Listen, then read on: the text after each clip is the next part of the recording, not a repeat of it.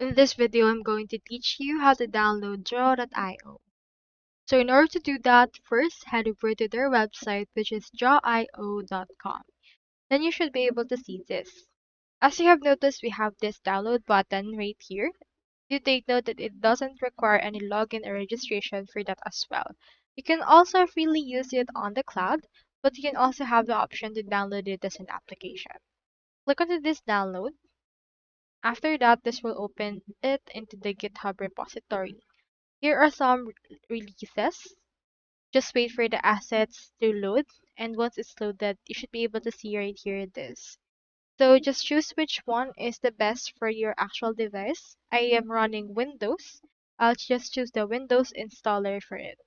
Click on it. Then this will download it into my actual PC. Just wait for this to successfully download.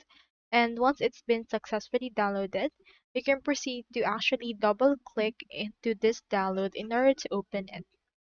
So on my case, let's proceed to actually double click into this particular download. So let's click on it. Or you can also locate it on your downloads folder. So once it's been clicked, it should take some time for it to actually show up the installer. Now here is our installer. Proceed to click on this install.